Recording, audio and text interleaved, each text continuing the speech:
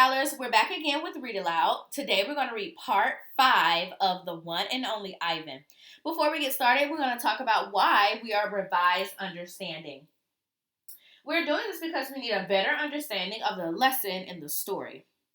What we need to do is collect evidence as we read through the story about the characters to evaluate our understanding, asking ourselves, why are they doing this? How we're doing this is we're going to think about, why is the character acting that way? And does this match what I already know? Or in a new chapter, or as we read more, are we learning new information about the character? So today we have one big idea, and you're going to find that text evidence to support that big idea. That means you need a page number and you need quotation marks. So your teacher is able to see, oh, Scholar A saw this big idea, text evidence, on page 24. And then they can read to see if it supports the big idea. Now, if you open up your PDF files to page 34, where we're starting, and it begins with Bob.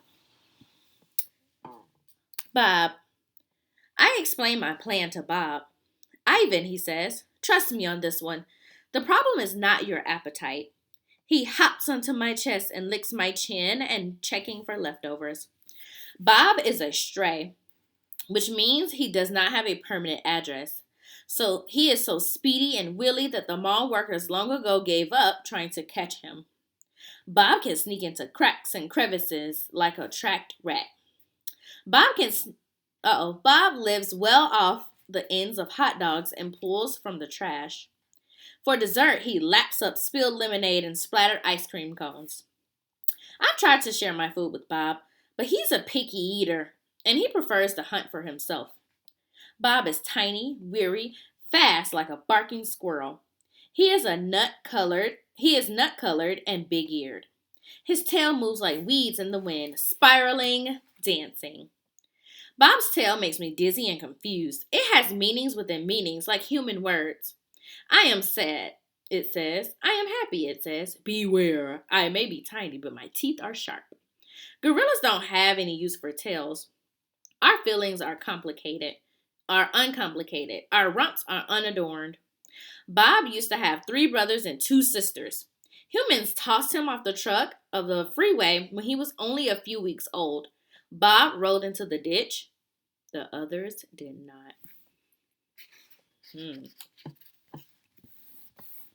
Let's see. His first night on the highway, Bob slept in the icy mud of the ditch. When he woke, he was so cold that his legs would not bend for an hour. The next night, Bob slept under some dirty hay near the Big Top Mall garbage bins. The following night, Bob found the spot in the corner of my domain where the glass is broken. I dreamed that I'd eaten a furry donut, and when I woke up in the dark, I discovered a tiny puppy snoring at the top of my belly. It had been so long since I felt the comfort of another's warmth that I wasn't sure what to do.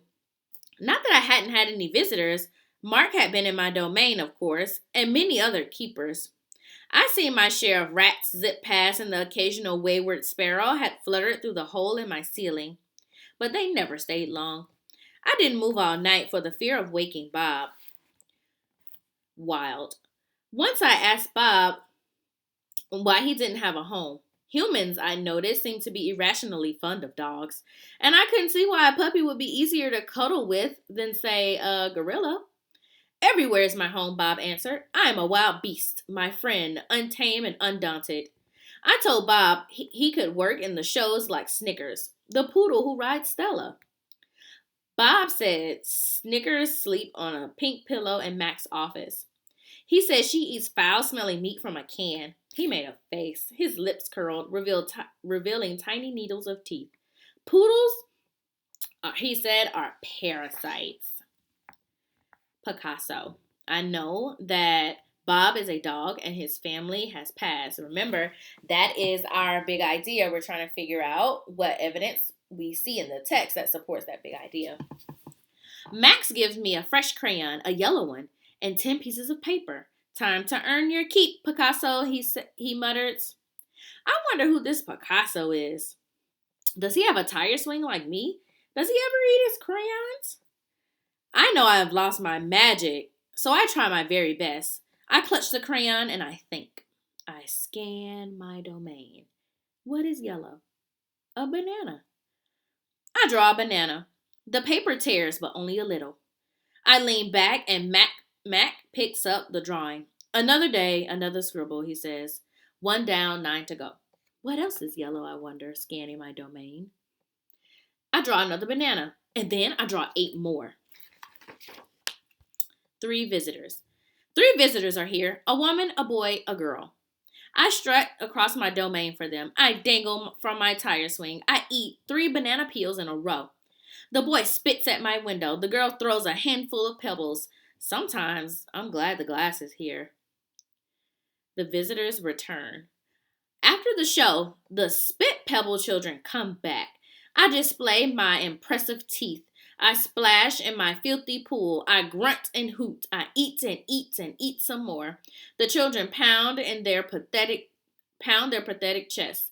They toss more pebbles. Slimy chimps, I mutter, and I throw a me ball at them. Remember, a me ball is basically his poop rolled up into a ball that is really hard, and he throws it. Sometimes I wish the glass wasn't there. Sorry. I'm sorry I called those children slimy chimps. My mother would be ashamed of me.